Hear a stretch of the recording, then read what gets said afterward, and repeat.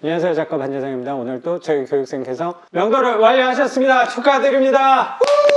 익숙하신 분들도 계실 거라고 생각하는데 오랜만에 제 교육생이었던 제 친구가 몇 번째 물건이죠? 5번째 물건입니다. 지난 영상에서 4호점까지 한 걸로. 네, 맞습니다. 그때 월세 받는 것도 금액도 공개를 해 주셨는데 오늘 이렇게 또 어렵게 시간을 내 주셨습니다. 아유, 감사합니다. 요거는 제 친구의 5번째 맞습니다. 물건인데 얘는 특별하게 경매가 아니고 일반 매매로 후려치기를 잘 하셨다 많이 후려쳤죠. 라고 네. 생각하는데, 일반 매매로 이 물건을 접근한 이유가 나한테는 인생에 되게 남았던 것 같고, 또 이렇게 너한테 이런 접근 방법을 배우는구나, 우리 같이 소액 투자자도 건물주가 될 수 있겠구나 라는 한편의 희망도 보게 됐다고 생각이 드는 것 같아. 그래서 우선 간략하게 소개 좀 부탁드리겠습니다. 경기도 남양주에 거주하고 있는 중소기업에서 영업 팀장을 맡고 있는 석빈이, 이런 본명을 얘기하면 안 되지. 네.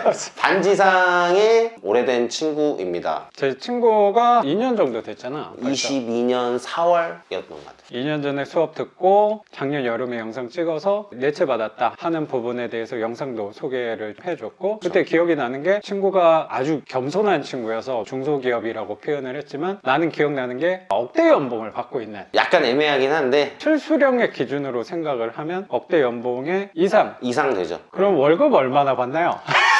안 대답해도 돼. 아니, 말할 수 있어. 억대 연봉 하면 상위 1% 정도 되는 거 아니야. 일반 직장인들은 억대 연봉 꿈꾸는 사람들이, 우리 경매 월 1,000만 원 만들어야지 하는 사람들보다는 훨씬 더 꿈꾸는 사람이 많지 않을까, 숫자에 있어서는. 직장인의 로망이 아닌가 싶어, 연봉 1억이라는 숫자가. 너의 얼굴을 보면은 사람들이 저런 애가 뭐 1억이야 라는 사람도 있겠지만, 뭐든지 겉으로 판단하는 거는 경솔할 수 있으니까. 사람마다 또 이제 그걸 계산하는 방법이라든지 그 기준이 다르긴 한데, 다 했을 때 1억은 안 되고 세후로 했을 때 작년 기준으로 하니까 한 700 내외 됐던 거. 700은 아니 원래 얘기할 때 세 전후로 얘기하는 경우가 일반적인 케이스라고 생각하는데, 그러면 세후로 700 얼마 받으면 연봉 1억이 훌쩍 넘는다는 생각이 드는 것 같네요. 네, 그렇게 보면은 그런 것 같습니다. 어마어마한 연봉을 받고 있는 친구가 왜 경매로 내채를 받고 왜 이 물건을 또 일반 매매를 했는지, 우선 순서는 그 물건 왜 일반 매매로 접근했는지 하기 전에 우선 1년 정도 해가지고 내채 낙찰 받고 그때 말했던 거는 나 진짜 열심히 할 거야 얘기했는데 경매로는 안 했고 일반 매매로 했다는 맞습니다. 거. 아까 연봉에 대한 건 사실 겸손해야 되는 부분이 있어서 저보다 더 대단하신 분들이 많기 때문에 우물한 개구리라서 더 열심히 하는 사람이라고 봐주시면 좋을 것 같고, 지금 현재도 세입자 다 들어있는 거 중간에 바뀌고 했던 부분이 있었잖아. 바뀌었습니다. 두 집은 똑같이 하고 있고, 한 집은 재계약을 하면서 거기가 평택이었는데 좀 시세가 있어서 조금 낮췄는데 보증금을 더 받았어요. 보증금을 1,000만 원 더 받아서 투자금 확보. 네, 투자금 확보도 됐고 조금 낮춰졌지만 수익률에서는 거의 차이가 없었다라고. 투자금 회수가 돼서. 네, 그리고 한 집은 지금 이제 월세 수요가 있었지만 이 집 때문에 어쩔 수 없이 너무 싫지만 저의 욕심 때문에 요번에 전세로 돌렸습니다. 누구보다 욕심이 많기로 유명한. 근데 이게 사실 이 전세는 요즘에 좀 민감한 거고, 저희 수업을 들으시는 반지상 작가님의 꿈나무들께서는 이런 어떤 그 전세라는 거는 약간은 좀 불편한 부분이 있어서, 저도 또한 그런 쪽이었고, 그래서 약간 마음이 불편하지만 이상하게 이 집이 계속 몇 개월간 눈이 밟혔어요. 그랬군요. 네. 그런 집이 있는 것 같아요. 네. 사실 무리라고 했었고, 반지상 작가님도 제가 조언을 구했을 때 나 같았으면 안 했을 거야.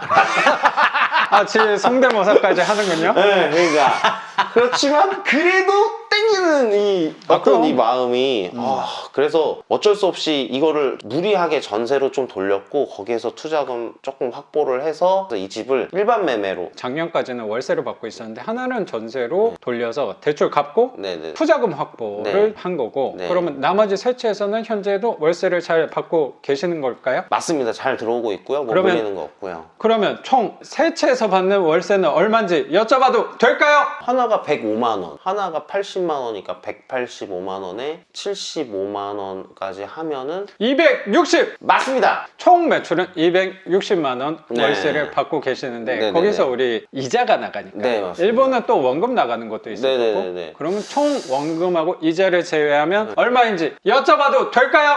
130만 원 정도 되는 130, 40만 원. 네. 그러면 순 월세는 130. 그 정도. 좀 보수적으로 잡은 느낌이 좀 들어요. 네네네. 그래서 130만 원 정도면 연봉의 20분의 1도 안 되지만 그래도 친구의 삶에는 분명히 도움될 거라고 생각이 좀 드는데 그렇게 경매로 내채까지 하면서 친구여서 얘기하는 게 아니고 제 교육생분들 안에서도 속도도 빨리 성과가 빨리 나온 편이라고 나는 생각이 들었는데 방향을 경매 말고 또 일반 매매까지 눈을 돌렸다라는 이유가 궁금해요. 그 이유는 어떤 건가요?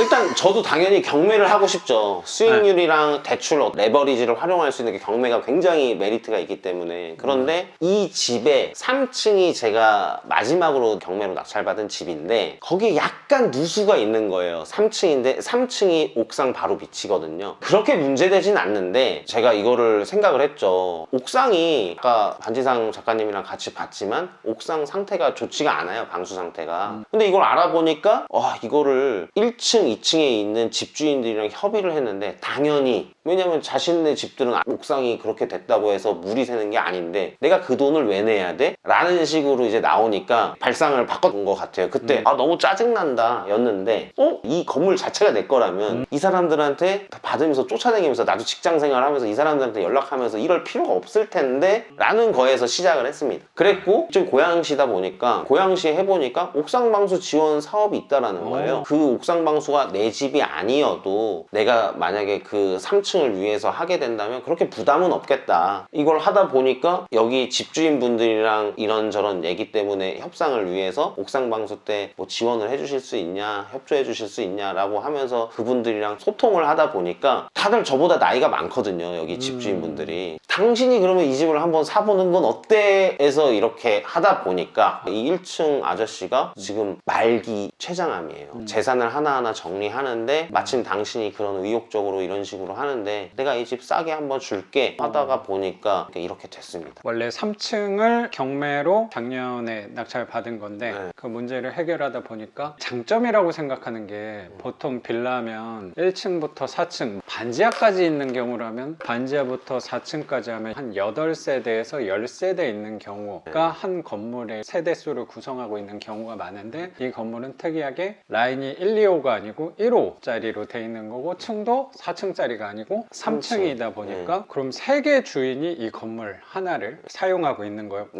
너가 하나를 3층을 갖고 있는데 1층 계셨던 주인께서는 뭐 불편한 상황이긴 했는데 서로 이해관계가 또 잘 맞아서 1층을 일반 매매로 취득을 하게 된 거고 2층은 아직 협의 중. 네, 맞습니다. 건물주가 되기 위한 프로젝트구나 라는 생각이 드네요. 맞아요. 제가 어떻게 건물주가 되겠습니까? 그런데 이 조그만 빌라는 내가 건물주가 될 수 있겠다. 그런 생각에서 상상해서 시작을 했던 것 같아요. 예전에 반지상 작가님 마지막 수업에 보면은 부동산이라는 건 상상하기 나름이라고 얘기했더니 나는 기억이 나거든. 그때 예를 들면 내가 어디에 낙찰을 받아서 이 집을 했는데 이 집은 그 당시에 아직도 생각나는 게 김포공항 쪽에 어떤 지역이 보도 제한이 풀렸다. 그러면서 그럼 여기가 개발되지 않을까? 이런 상상을 하면서 좀 더 기쁨도 얻을 수 있다. 이런 했던 게 생각이 나면서 이것도 내가 상상하기 나름이겠구나. 물론 쉽진 않았어. 옥상방수 사업 내는 서류 공무원들 굉장히 깐깐하신데 그분들이랑 막 협상하면서 이거 수정하면서 그런 처음에 상상해서 시작을 했던 것 같아요. 그래서 3분의 2 이상은 성과가 난 부분이라고 좀 생각이 되네. 우리도 이제 건물주가 될 수 있다. 맞습니다. 나도 너를 보면서 나름의 희망 하나를 얻게 된 것 같다는 생각이 들고 그런 식으로 접근하면 우리 물건이 수익률도 좋고 관리성이나 대출 면에서도 그렇고 여러 가지 면에서 나는 장점이 있다고 생각하는데 가장 치명적인 단점 중에 하나가 약간 모양새가 별로 나지 맞아요. 않는다. 자랑할 만하지는 못하다. 네네. 라는 게 우리 물건의 가장 큰 취약점이라고 생각을 했는데 그런 부분까지 보완을 한 게 너의 투자라는 생각이 되게 드는 것 같아요. 굉장히 포장을 잘해주셔서 감사합니다. 난 그거 되게 중요하다고 생각하는 게 항상 세상은 포장이라고 생각도 되게 생각이 들어서 아까 너가 조심스럽게 겸손한 표현으로 건물주가 내가 될 수 있을까라고 얘기를 하긴 했지만 너는 진짜 이건 상상으로서 건물주가 아니고 진짜 건물주가 된 건 맞다고 생각이 좀 드는 것 같아. 상상이 현실이 될 수 있구나를 너를 보면서 또 내가 희망 하나를 얻고 간다는 생각이 좀 드는 것 같아. 고맙네. 근데 이 물건을 접근하면서 고민을 많이 했다고 했는데 우선 아까 말한 거부터 물어보면 최근에 교육생분들한테 들은 게 서울도 그렇고 지자체마다 차이는 있겠지만 옥상 방수할 때 지원을 해주더라고. 그러면 너 같은 경우는 이 옥상 방수 지원 금액이 어떤 정도의 비율로 지원을 해주는지 물어봐도 될까? 지자체마다 다 다른 것 같은데 각자 찾아보셔야 됩니다. 광명 같은 경우에 얼마 전에 보니까 100%라고 했는데 고양시 같은 경우에는 50%총 금액의 50%가 아니라 거기에도 무슨 노무비, 재료비, 기타 소모품비였나? 하여튼 그렇게 해서 그 세 가지에 대한 50%야 그것도. 그래서 그거를 견적을 주시는 또 옥상 방수 하시는 분들이 견적서 관공서에 뭐 내야 된다, 그러니까 무슨 표를 좀 만들어 주세요, 설계 도면도 해주세요, 이런 것도 협의를 해야 되거든. 근데 아저씨 그런 거 안 해줘. 그래서 사실은 얼마 전에 소개해 주셨던 분들도 나 거기까지는 못한다, 안 한다. 근데 난 이거를 서류 작업을 많으니까 그렇지. 그래서 이게 안 된다고요? 그러면은 제가 어느 정도 제가 수정을 할 테니까 좀 도와주십시오. 또 이제 영업을 해봤잖아. 그 아저씨가 힘들어서 중간중간에 포기하시려고 그러고 좀 알아서 하세요 이러는데 커피 쿠폰 드리고 가면서 좀 도와주십시오 사장님, 이렇게 하면서 이런 견적이랑 이런 것들을 좀 받을 수 있었던 것 같고, 또 공무원한테 주면서, 왜냐면 사장님들이 하는 서류는 아무래도 노가다 하시는 분들이다 보니까 바쁘시고 현장 스타일이시다 그렇지. 보니까 사무 스타일에 대해서는 차이가 있을 것 같아. 그 중간에서 조율을 했던 것 같아. 그 중간에서 나는 용어랑 이런 걸 아무것도 모르니까 그렇지. 이게 무슨 용어예요? 그리고 그러면 이걸 이렇게 좀 써주시면 안 돼요? 좀 바쁘니까 사장님이 쓰세요. 그럼 이거 이렇게 쓰면 돼요. 그러면서 수정해가지고 공무원이랑 해서 한 번 가서 공무원분한테 딱 먹었어. 나 연찬해서 여기까지 왔는데 그 공무원분이 이 사정을 얘기하니까 그럼 이메일로 주고받으면서 수정을 하겠습니다. 그래서 몇 번 수정을 한 끝에 아침 9시부터 이제 일을 하시니까 마지막 서류 마감일 날 9시에 출근하시자마자 가서 드리고 네 됐습니다 통과하고 이제 일을 보러 갔지. 마감 기한이 좀 있었나 보네. 마감 기한이 있었어. 되게 애매했던 게 3월 22일까지였거든. 작년 9월 달부터 내가 계속 알아봤어. 장기 프로젝트였네. 작년 9월부터 올해는 끝났다, 내년을 해야 된다, 근데 내년에도 어떻게 될지 모른다. 공무원 선생님이 저희가 이거 나오면 연락 줄게요 했는데 1월 달에 진짜 연락을 주더라고. 근데 아직은 그때는 이 집이랑 협상이 되지 않은 상태였어. 그래서 이걸 내가 굳이 서류를 준비를 해야 되나? 옥상방수라는 거는 이걸 시작한 이유는 이 건물이 내 거가 될 거라는 상상으로 시작을 했는데 아직 사람들이랑 협상도 안 됐는데 내가 이거를 해야 되나 말아야 되나 뭐 그렇게 하는데, 그때 마침 이 아저씨가 급하게 이제 한다고 하셔서 계약을 먼저 해놓고 아직 잔금도 안 치렀어. 아직 쪽에서 전세가 빠져야 되기 때문에. 그렇구나. 주인 아저씨가 지금 들어와서 수리 미리 할 거 하고 알아서 해라, 그래서 허락은 해주셨고, 그렇기 때문에 이제 내게 됐네. 2개가 2층 할머니가 안 내주더라도 뭐 어차피 그 정도 돈은 내가 일단 하고 그거에 대해서 할머니랑 협상을 하면 되겠다. 2층 할머니랑은. 그러면 3개의 주인 중에 2개가 너 집인데 2층 주인께서는 소극적이다. 네, 소극적이고 처음에는 나한테 되게 적극적이셨는데 내가 이 1층을 샀다라는 걸 알고 이 할머니는 이제 배짱을 부리시는 거지. 어차피 너는 내 집을 사야 이 건물이 네 거가 될 거 아니냐라는 것 때문에 생각보다 처음에 불렀던 가격보다 더 부르고, 옥상 방수도 어느 정도 지원해준다 그래 놓고 지금 와서는 뭐 반값 정도 줄게 뭐 이런 식으로 나오고 사람이 변하더라고. 그렇지만 할머니한테 계속 접근 중이고 이제 할머니가 예전에 처음에 올렸던 가격보다는 좀 깎아주시려고 하시더라고. 그 옥상방수 비용을 내가 만약에 다 온전히 내가 낸다고 하더라도 여기를 일단 싸게 샀고 3층 같은 경우에는 이제 수익률이 괜찮기 때문에 그거를 어느 정도 내가 만약에 2층 비용에 해당하는 금액을 내가 nen다고 하더라도 그렇게 부담될 금액은 아닌 것 같다. 일단 지금 입장에서는 일단 진행을 하고 있는 거지. 옥상방수는 조만간 시공할 예정인 거고. 방금 전에 문자 왔어요. 이제 실사 한번 또 공무원분들이 한번 온다고 해서 발표 나는데 한도가 있는데 신청한 사람들이 많지가 않대. 그래서 아마 될 거라고. 그런 제도가 있는지 모르는 사람들도 많으니까. 모르는 것도 있는 것 같고, 내가 해보니까 이거 누가 내겠나. 200만 원 정도 아끼는 건데 그냥 하는 것보다 내가 봤을 땐 이럴 것 같아. 200만 원 주고 내가 그냥 일반 쓴다, 이 서류 준비하느니. 그럴 것 같아. 이게. 그런 서류 준비 안 하고 다른 업체에 맡기면 비용을 조금 더 아낄 수 있는 부분도 분명히 있을 거니까. 근데 이거는 내 건물이 또 될 가능성이 큰 건물이니까 너가 또 적극적으로 나선 게 아닌가. 맞아. 내 거라고 생각하면 열심히 하게 되는 거니까. 그치. 이건 네 건물이니까. 예전에 나 같은 성격이었으면 150, 200 주고 그냥 했을 거야. 그냥 다른 데다가 그냥 일반 저기로. 근데 150, 200 아끼면은 여기 도배도 또 할 수 있고 뭐 그렇죠. 다른 게 할 수 있다라는 생각이 드니까 아 이거는 귀찮더라도 해내야 되는 거다라는 생각이 들더라고. 그러면 여기는 서류까지 접수 다 한 거고 이제 기다리기만 하면 되는 거니까 작업은 어차피 업체 통해서 하는 거니까 너가 나서서 할 건 이제 많이 줄어든 거고. 그러면 우리 구독자분들이 또 궁금할 부분이 나는 또 뭐라고 생각하냐면 나도 그런 질문을 되게 많이 받거든. 내가 갖고 있는 집들을 다 경매로 했나요? 라는 질문을 되게 많이 받는데 나 같은 경우는 경매로 다 했단 말이야. 맞아. 경매 말고 일반 매매도 경매 수준보다 비슷하거나 아니면 싸게 살 수 있는 경우가 꽤 있잖아. 맞아요. 근데 왜 그런 경우가 있는데 굳이 경매로만 나한테 다 했냐 이렇게 질문을 많이 받는 것 같아. 너의 사례를 보고 정확히 비교를 할 수 있을 것 같다는 생각이 들어. 1층 같은 경우는 잔금은 아직 안 냈지만 일반 매매로 매매 예약을 낼 수 예정이 돼 있는 거고 3층은 경매로 받았다고 하면 평수도 똑같은 거네. 맞습니다.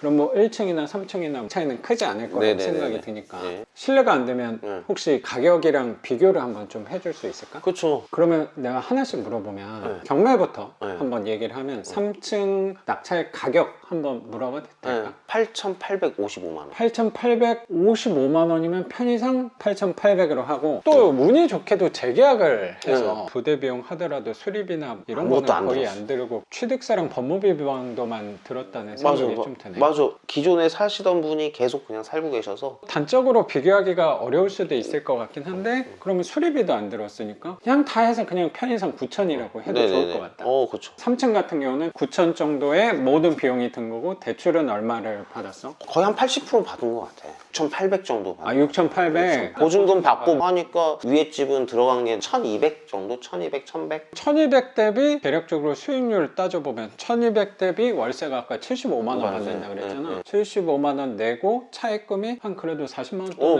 맞아. 남지 않을까 싶어. 그러면 못해도 한 40% 이상은 되네. 그러니까 나는 항상 가격을 보려고 노력하는 사람이라기보다 내 돈 대비 얼마가 돌아오냐로 맞아. 환산하는 게 나는 판단 기준에 우선순위로 두고 오는 사람이다 보니까 그거는 40% 이상 3층은 두면 되겠다, 그치? 아까 40%라고 했는데 정확하게 얘기하면 한 39점 몇 프로 되더라고. 거의 맞아. 그러면 40% 정도 되네. 그래요. 아주 예리하구만. 39점 몇 퍼센트? 그럼 반올리면서 40% 정도 경매로 되는 거고. 그러면 이거 되게 궁금한데 그럼 1층 같은 경우는 얼마로 매매를 한 거야? 8,150. 그러면 또 사람들이 생각하는 그 선입관이랑 되게 비슷하네. 경매로 굳이 무리하게 너가 운 좋게 재계약이 됐지만 가격에 있어서는 오히려 1,000만 원 돈이 싼 거네. 그럼 굳이 이거 경매를 해야 되나? 라는 생각도 드는데 그럼 8,100에 취득할 예정인 거고 뭐 수리비는 사실 우리 조금 받지만 도배나 여기 앞에 하는 부분들은 잠재적인 비용이니까 우선 생략을 하면 실내에서만 할 수 있는 거는 뭐 크게 한 진짜 많이 들어야 한 300만 원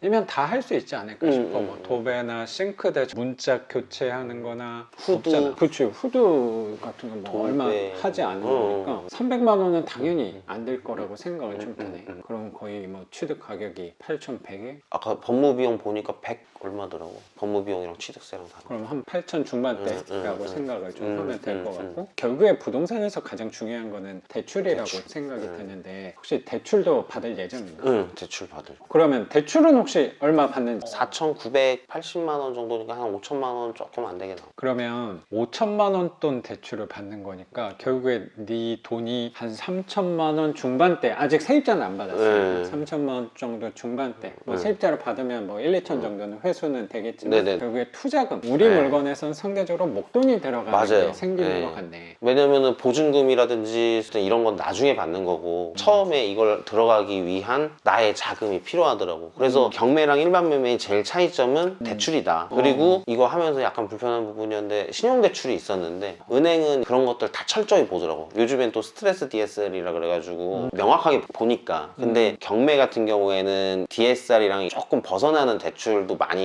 종류가 있고 하는데 그렇지. 이거는 DSR이 무조건 껴있을 수밖에 없어서 그런 거랑 뭐랑 다 하니까 신용대출도 갚아야 된다 그러더라고요. 그래서 신용대출도 갚을 예정이고 자금을 확보해야 되는 불편함들이 있더라고요. 그래서 너가 고민하다가 4개 중에 집 하나를 아까 서두에 말한 것처럼 전세로 맞아요. 바꿔서 투자금 확보를 왕창 했다고 생각이 생각이 드니까 이해가 되는구나 그래서 라는 생각이 드네. 그게 너무 불편하고 차라리 그 돈이면 경매를 해서 내가 열심히 하면은 한 두세 채 더 받을 수 있는 생각이 드는데 근데 이 욕심을 부리는 게 낫나. 내가 이 집을 굳이 내가 이거를 해서 이 한 건물을 갖기 위해서 내가 이렇게 무리를 해도 되나. 근데 나도 모르게 그쪽으로 가고 있더라고. 좀 불편한 부분이지만 그래도 어떤 저의 그 욕망을 경매로 가야 되는 그 이성적인 판단을 여기서 조금 낭비를 한 게 아닌가 하는 어떤 마음속의 불편함도 있습니다. 하지만 후회는 안 합니다. 그럼 나는 항상 중요한 게 뭐라고 생각하냐면 노력을 하는 것 뿐인 것 같아. 물건을 볼 때 물건이 갖고 있는 잠재력에 대해서도 그리고 외관이 갖고 있는 미관도 난 되게 중요하다고 생각하고 아까 이게 농담으로 얘기하는 게 아니고 이 건물이 내 거다 라는 그런 주인의식 같은 것도 난 되게 중요하다고 생각하고 당신이 누구냐 라고 물어봤을 때 내가 어떤 사람이다 정체성을 생각하는 부분에서도 되게 중요하다고 생각하는 것 중에 하나가 그런 부분인 것 같아. 너는 이제 이거를 어쩌면 숫자로만 판단했을 때 나는 생각하는 게 수익률로 생각하는 것 뿐인 거지 어떻게 보면 대출도 내가 갚아야 될 돈인 거잖아. 그러면 차라리 싸게 사는 게 더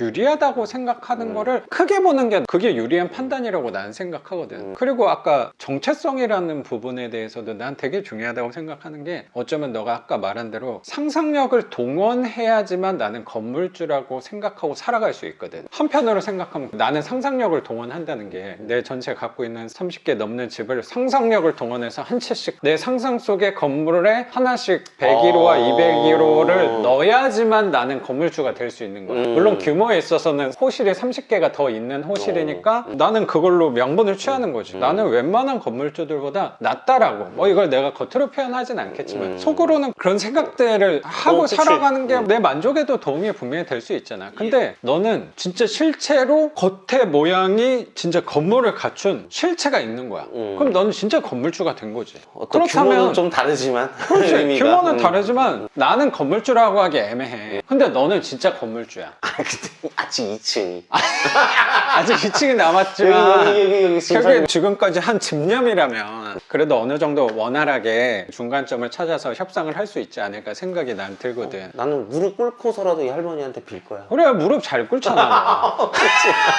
내가 건물을 하나 갖고 가게 되는 거라면 그거를 꼭 수익률이 조금 낮더라도 그게 불편한 구석일까? 그리고 수익률 기준에 있어서도 치명적으로 안 좋아. 예를 들어 아까 3층 물건 같은 경우는 운이 좋다 보니까 한 40% 가까이 나온 것 뿐인 거지. 그러면 단적으로 1층에 대해서도 계략적으로 한번 계산을 해보면 8천만 원 정도의 5천만 원 대출을 받는 거니까 3층이랑 금액을 똑같이 놓고 한번 판단을 해본다면 장점은 대출비 상대적으로 적으니까 이자가 적다는 거 아니야? 계략적으로 한 20만 원 돈 빠진다고 생각하면 될까? 맞아. 한 50만 원 들어오는 거네. 그래서 내가 조금 보수적으로 잡긴 했는데 여기 뭐 건물 외벽 아까 계단 뭐 나름대로 잡고 하니까 1층 3층 기준으로 했을 때는 그래도 수익률이 20% 중반대 정도로는 떨어지는데 평균적으로 20% 중반대는 되겠다. 24%에서 3%에서 5% 사이. 그러니까 이 정도면 다른 접근보단 낫지 않을까 그런 생각으로 좀 접근한 것도 있고. 너 상황에 맞게끔 해석하는 게 너가 현명하게 잘 했다고 생각하는데 굳이 또 이걸 단적으로 수익률을 떠나서 목돈이 좀 들어갔으니까 내가 좀 바보 같은 짓을 했나?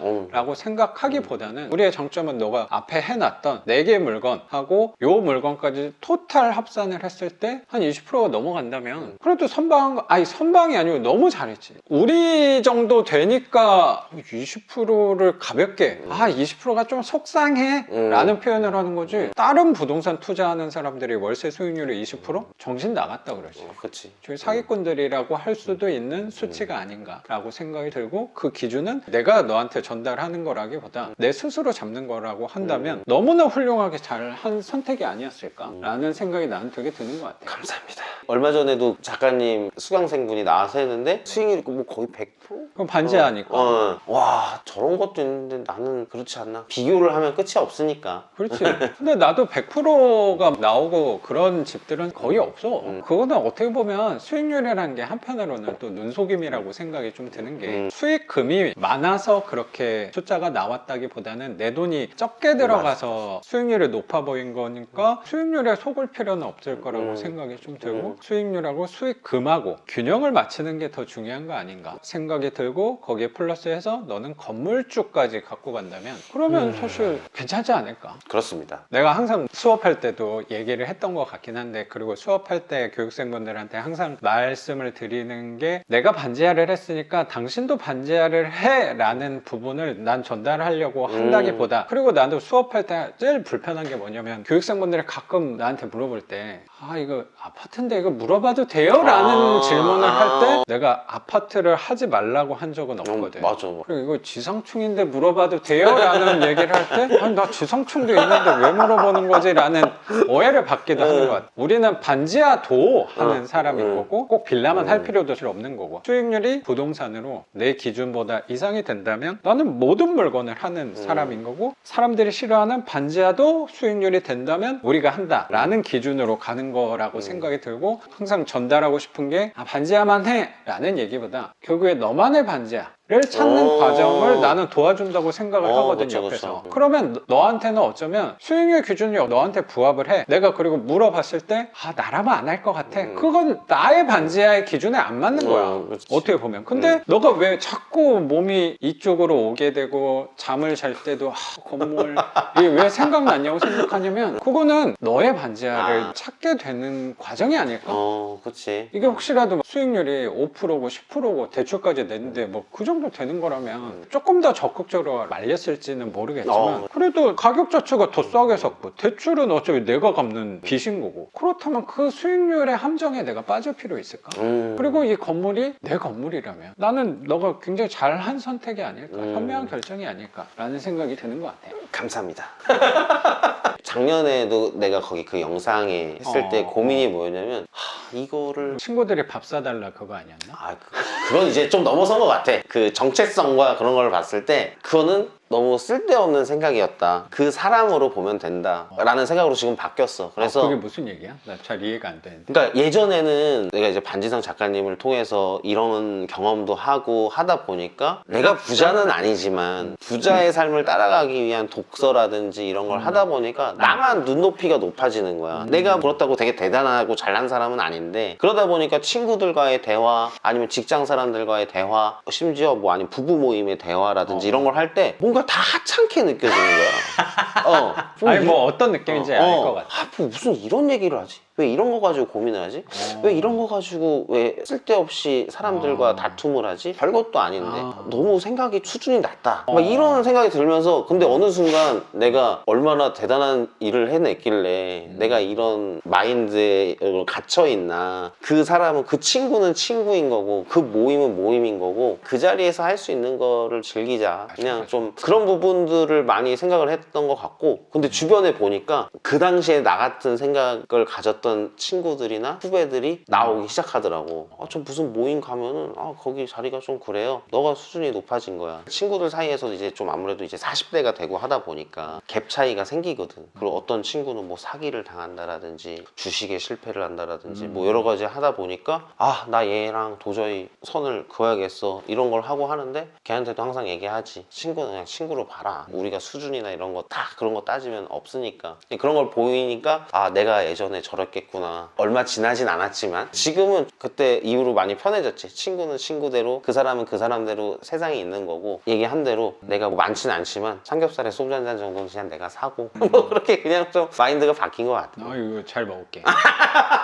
그 다음에 이제 투자에 대한 고민. 내가 정말 반지상 작가님이랑 작년에 그 영상을 찍고 나에 대해서 고민을 많이 했어. 내가 이 부동산 투자를 이렇게 하는 게 맞나? 나는 일단은 부동산 투자로 갈 건데, 장기적으로 월세, 그 다음에 사람들이 얘기하는 시세 차이, 그거에 대한 고민이 맞는지 사실은 스스로에 대해서 고민을 굉장히 많이 했어. 왜냐면 주변에 흔들렸던 게, 어떤 친구는 동탄에 무슨 아파트를 투자해서 시세 차익으로 단기적으로 막 3천만 원, 4천만 원 막 이렇게 하고 투자하는 친구가 있나 보다. 흔들리는 거야. 내가 크게 이렇게 얘기를 하잖아. 시세 차익형이냐 수익형이냐. 그래서 사실은 반지상 작가님한테 이런 건 얘기는 안 했지만 다른 외부의 수업들도 좀 많이 참여를 했어. 그래서 그거 나한테 조심스럽게 얘기하지 마라. 다양하게 들어봐. 그리고 나한테도 얘기를 해줘. 야 바보같이 왜 그런 거 아니야, 하고 있냐 아니야. 라고 얘기를 나는 노력을 많이 해. 항상 편협해지기 쉬운 사람이거든. 여기서 그분들 다 언급해도 되는 건가? 얘기해줘. 나 다가구 투자계에서 궁금하다. 유명하신 분이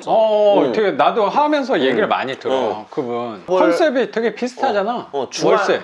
주말 이틀 동안 가는 수업을 들은 적도 있고 그래서 갔는데 정답은 수익형이 맞구나, 내가 잘 가고 있구나라는 걸 아 느꼈어? 다가구로 월세를 많이 몇 천만 원 6천, 받으시잖아. 7천 아 6천 7천 받는 분한테 수업 들었다는 거죠. 네, 그분한테 이제 쉬는 시간에 자산 사정이라든지 이런 것들을 조언을 얻는 시간을 가질 수가 있어. 특강 같이. 그래서 했는데 나 사실 그때 울 뻔했잖아. 마음이 나는 좀 물론 반지상 작가님이 있지만 스스로한테는 굉장히 내가 가는 길이 이게 맞나, 주변에는 나처럼 투자하는 친구가 없으니까 나처럼 마음을 갖고 있는 사람도 없고 누구한테 말도 못하고 뭐 직장 사람들한테 얘기하겠어 뭘 하겠어. 와이프도 처음에는 몰라줬는데 요즘엔 좀 알아줘. 열심히 살고 있다는 거. 근데 다가구 건물주 선생님이 내 이걸 보더니만 내 어깨를 토닥토닥 해주면서 열심히 살았네, 이런 식으로 가면 될 것 같은데 잘 가고 있다고. 여기 보면은 나보다도 나이가 많은 사람들이 아파트 갭 투자 잘못해서 잘못 온 사람들 너무 많다고. 지금 수익률이라든지 손실 이런 게 말도 못한다고. 근데 당신은 지금 이 대출이 좀 많지만 근데 이거는 지금 나이가 젊기 때문에 괜찮다, 50대 60대 가면서 대출을 좀 줄여가고 한다면 정말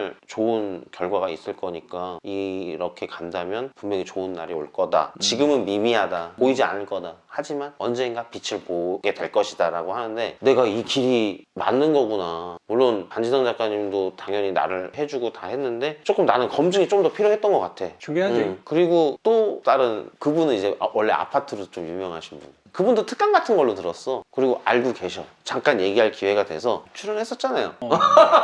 아시더라고. 그분도 너무 좋은 투자를 하는데 뭐가 아쉬워서 일로 왔어요 그러더라고. 근데 나는 그때 투자할 돈도 없었고 앞으로 어떻게 해야 될지, 투자금이 없으니까 사람이 불안해지는 그런 게 저번 영상 때 했었던 거였거든. 불안하니까 계속 찾았던 것 같아. 이게 맞는 투자인지, 그다음에 다른 건 없는지, 이 길이 맞는 건지 조금 계속 검증하는 시기를 거친 기간이 있었던 게 최근까지였던 것 같아. 한 작년 말 그리고 이제 확신을 들었지. 나는 수익형으로 가겠습니다. 괜찮다라는 얘기를 들었다는 거에서 그 부분도 난 되게 중요하다고 생각은 드는데, 근데 시세 차익형하고 수익형 월세 쪽이랑 스스로한테 가깝다고 하는 큰 요소는 어떤 부분인지 좀 궁금하긴 하네. 왜냐면 아까 친구 동탄 아파트 뭐 3, 4천 신경이 쓰였을 수도 있다는 생각이 드는 게, 근데 그 친구조차도 나한테는 그러더라고. 너한테는 지금 당장 3, 4천이지만 난 이게 몇 년이 걸렸는 줄 아냐. 그거를 월로 쪼개면 너랑 다를 바 없거나. 난 이거 있는 동안 마음이 너무 불편했다. 그 기간 동안 그 시세 차익 몇 천만 원을 보기 위해서 난 이 몇 년을 마음을 졸였다. 그런데 너는 안정적으로 그 월세가 계속 들어오지 않냐. 그럼 넌 마음의 스트레스가 그런 게 제일 크지 않을까? 그래서 반지상의 마음 관리 이런 게 아닌가.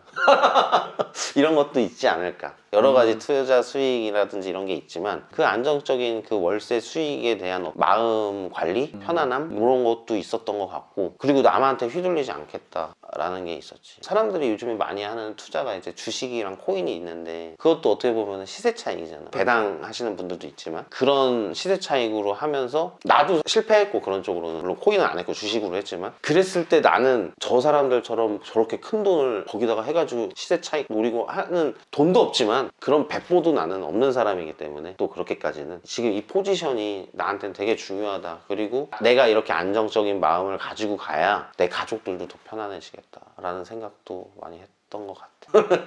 그래서 나는 수익형으로 가겠습니다. 그 영상에서도 그런 고민이었고, 왜 그런 게 있잖아. 이별을 할 때도 내가 이별 많이 했잖아. 이별을 할 때도 누가 이별에 대해서 마음 괜찮아 술 먹자 괜찮아 또 더 좋은 사람 있어 이렇게 해주지만 내가 그걸 이겨내야지 더 단단해지듯이 그런 것 같아. 모든 업무가 됐건 어떤 투자가 됐건 마인드가 됐건 자기가 이렇게 해야 되는데 자신이 좀 더 확신을 갖고 해야지 이겨낼 수 있고 나아갈 수 있다라고 생각을 해. 그런 마인드로 영업도 해왔고, 그런데 투자에 있어서는 내가 그렇게 전문가가 아니었기 때문에 내 스스로가 납득할 수 있는 어떤 검증 기간이 필요했던 것 같아. 근데 물론 남들 얘기 조언 뭐 이런 것도 하긴 했지만 근데 내 스스로 인정을 하고 해야 되는 기간을 거친 시기였지 않나. 검증이 난 되게 중요하다고 생각해. 나 같은 경우도 남들 신경 안 쓰고 내 갈 길을 간다라고 이렇게 비춰질지 모르겠지만 나도 그런 부분에 있어서 내 생각과 행동을 동의해주는 사람들을 어쩌면 한두 명씩 모으고 있다는 생각도 나도 드는 것 같아. 어떻게 보면 수업을 할 때 취지 같은 경우도 그런 거를 당연히 노리고 한 건 아니었는데 하다 보니까 그렇게 구성이 된다는 생각도 되게 들고 나도 어떻게 보면 굉장히 외로운 사람이다 보니까 그리고 우리가 하는 물건은 지지를 받지 못하다 보니까 약간 외골수처럼 보이고 이단아, 아웃사이더 이렇게 보일지 모르겠는데 누가 그렇게 주변을 배회하면서 살고 싶은 사람은 단 한 명도 없을 거라고 생각이 드는데 그런 데 있어서 수업하면서 아니면 영상을 올리면서 내 편들을 하나씩 모으고 있는 건 아닐까라는 생각도 나도 조심스럽게 드네. 그 부분에 대해서 고민을 별로 해보진 않았고 오히려 그냥 예전에 하던 거를 나는 계속 하다 보니까 이제 그 시기는 지났다라는 생각을 가볍게 했었는데 생각해보니까 나도 항상 검증받기 위해서 노력을 하는 사람이 아닌가라는 생각도 드는 것 같아요. 검증은 되고 있습니다. 따르시는 수강생분들도 많고 나도 있고 배문이도 있고. 너 친구도 최근에 수업을 또 들었고 2개 받았나? 2개 받은 거 진행하고 있는 것도 검증을 받기 위해 노력하고 있다는 생각도 분명히 드는 것 같긴 한데 요새 같아서는 그런 검증에 대해서 말을 하다 보니까 아, 나도 그런 과정을 하고 있구나 라는 생각이 드는 것 뿐인 거지 검증에 대해서는 그렇게 노력은 별로 하지는 않긴 하는 것 같아. 의식적일 수도 있겠는데 그 검증에 있어서 그 대단한 사람들이 나를 인정해 준다. 어쩌면 처음에는 친구로 만났지만 역할이 어쨌든 수업하면서는 선생 역할로 만났으니까 내가 잘하고 있다라고 얘기했을 때 어떤 부분이 중요한가에 대해서도 나는 생각을 많이 했던 것 같아. 그 사람이 잘했다고 하면 나는 괜찮은 거고 못했다고 하면 나는 잘못한 거고 하면은 그 사람의 영향력에 있어서 내가 휘둘릴 수도 있다는 생각도 조심스럽게 들어서 항상 노력하는 게 나는 너한테도 결국에 주고 싶고 어쩌면 영상 보는 시청자분들한테도 주고 싶은 것들이 어떻게 보면 되게 이기적이고 개인적인 사람일지도 모르겠는데 내가 스스로 설 수 있는 방법에 대해서 노력을 많이 하다 보니까 그 역할을 누군가 나한테 바란다기보다 그 역할을 대신할 사람을 찾는 것 같아.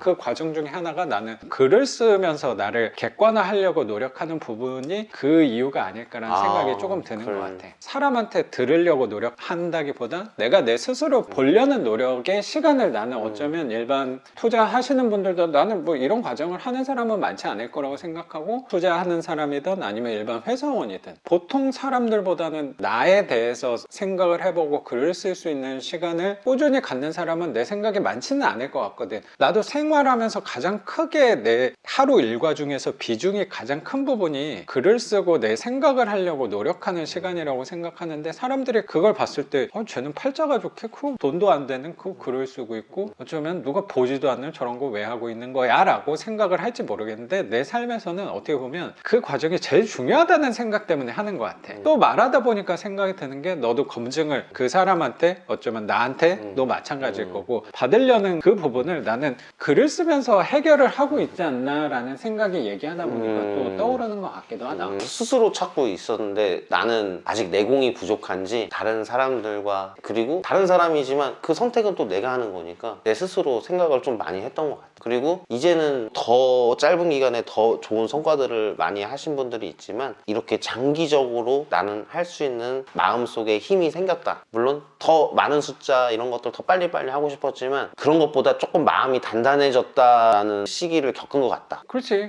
처음에는 내가 전달한 내용 위주로 약간은 쫓아왔다는 생각인데 하다 보니까 이제 너만의 색깔과 아이디어를 통해서 이런 물건들도 잡게 되는 것 같아. 그러면은 방향이 처음에는 비슷해지다가 조금씩 너의 색깔이 나오는 거 아닐까라는 생각도 되게 드는 것 같고. 감사합니다. 그래서 내가 주제는 없는 얘기일 수도 있지만 아 굉장히 잘하고 있구나 라는 생각이 되게 드는 것 같아.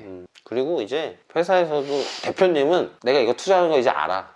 회사 운영하면서 투자하실 거 다 하시는데 뭐 직원들은 하면 안 되나? 그래서 그냥 대표님한테 이러이러해서 좀 이런 게 있어가지고 저 연차도 내고 하겠습니다. 그냥 이렇게 편하게 얘기해. 그러니까 대표님이 속으로는 어떤 생각 하시는지 모르겠는데 별말 안 하시더라고. 그때 수업 들었던 배문이도 그렇고 당당하게 나 월세 투자해. 이거 좋아. 하고 있어. 그렇다고 막 떠벌리고 자랑하진 않지만 요즘에 나 요즘에 이런데 이런 거 어떤 이런 거 하는 거 어때? 배문이가 너무 수강생 친구 중에 이제 반지상 작가님 얼마 전에 수강 끝낸 친구가 있는데 그 친구 친구들 내가 이거 얘기했을 때 나랑 대화를 많이 해주려고 하는 거야. 그러니까 나는 거기서 재밌잖아. 나랑 생각을 같이 해주는 친구가 생긴다라는 게. 근데 내가 아무래도 전문성이 좀 떨어지는데 내가 얘한테 잘못 조언이나 이런 걸 해줬다가 얘가 또 삼천포로 빠질 수가 있으니까 조심스럽게 얘기를 했지. 친구야, 나는 아무래도 아직까진 부족해. 물론 너한테 어느 정도 요런 길이 있다라고 얘기할 수는 있지만 내가 했다가 너가 판단을 잘못할 수도 있는 거고 애초에 전문성 있는 분한테 배우는 게 더 좋을 것 같다. 그래서 수업을 추천했는데 바로 하더라고. 무섭게 하더라.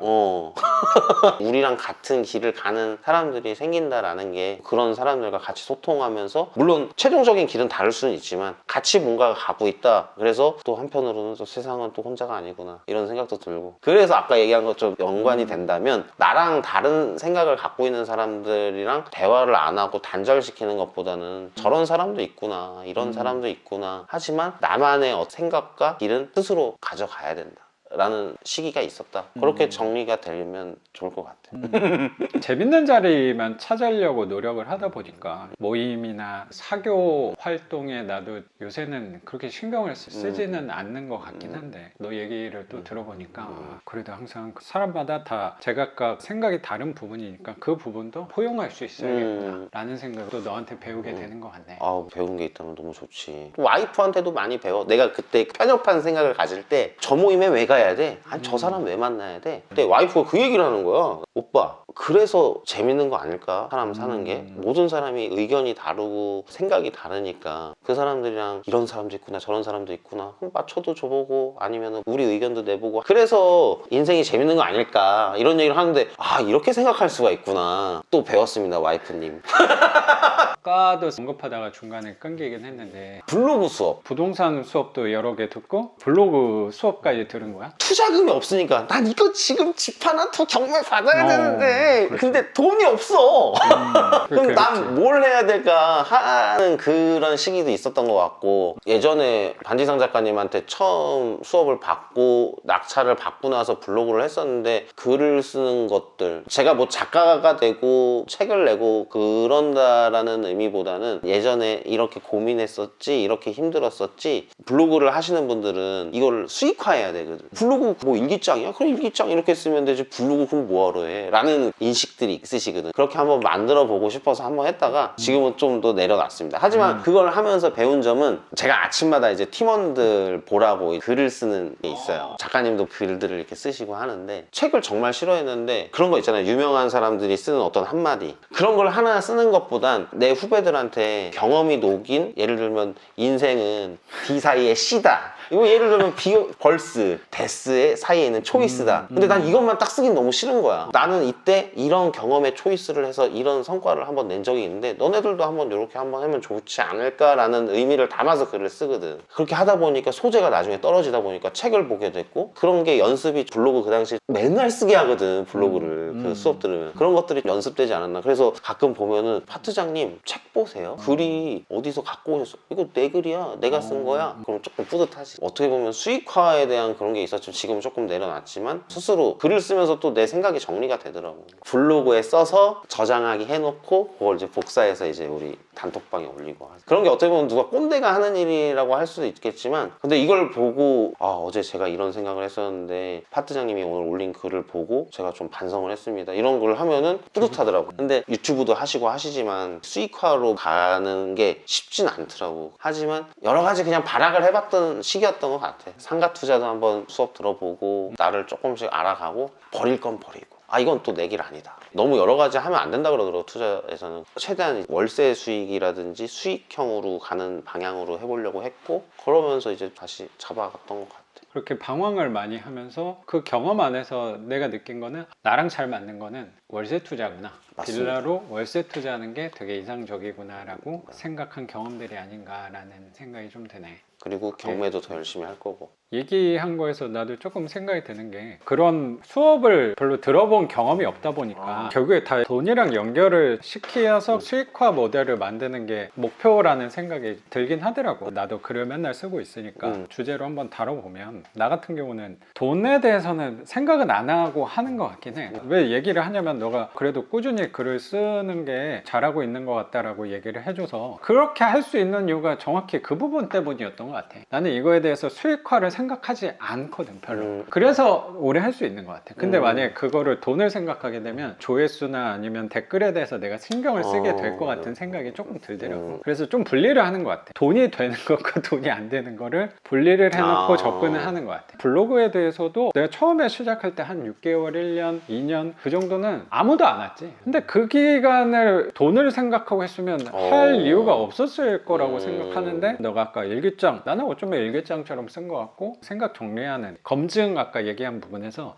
나는 이거 글을 되게 멋있게 잘 쓰는 사람이다 라는 걸 보여준다기보다 나는 계속 한다, 나도 하고 있다 라는 거에서 글의 내용에서 힘을 얻어라는 개념보다 분명히 누군가 꾸준히 하고 있는 사람들이 있을 건데 쟤 맨날 하고 있네 하는 분야가 다를지라도 해야겠구나를 글 썼다는 알림 아니면 영상이 올라왔다는 알림이 뜨면은 이놈도 열심히 하는데 나도 계속 해봐야겠구나 라는 생각은 오히려 있었던 것 같아. 근데 돈이 된다거나 생각으로 접근하지는 않았다는 생각도 되게 드는 것 같네. 그게 본질 아닐까? 본질을 찾아가는 과정? 그렇게 볼 수도 있지 않을까 싶어. 그 과정 중에 그것도 있었던 것 같아. 본질. 내가 과연 잘하는 게 뭐고 뭘 할 때 제일 행복하고 난 영업사원이잖아. 행복 개나 줘. 돈이 먼저지. 돈이 최고야. 돈 벌어야 돼. 또 그렇게 영업을 시작했고 누가 보면은 그 연봉으로 저렇게까지 생각을 하나 우습게 생각할 수도 있지만 나는 나름대로 되게 치열하게 살았거든. 좀 만들어 보기 위해서. 근데 반지상 작가님한테 수업을 듣고 월세 투자도 적극적으로 하고 하면서 내가 과연 뭘 하는 게 가장 행복하고 좋은 걸까라는 고민도 굉장히 많이 했던 것 같아. 거기에서 본질이 뭐냐면 얼마 안 됐지만 그 투자를 하는 돈을 만들어주고 한 거는 지금 다니는 회사고 나를 키워준 대표님이고 영업이고 이거에 대한 본질을 또 많이 생각을 하는 시기였던 것 같아. 그래서 좀 더 노력을 했고 하다 보니까 어떻게 될진 모르지만 아직 확정은 아니지만 대표님이 더 좋은 직급이나 자리로 좀 더 제안을 해주시는 시기가 있었고 나는 그렇게 열심히 생각 안 하고 속으로는 나 월세 투자도 해야 되고 이기적으로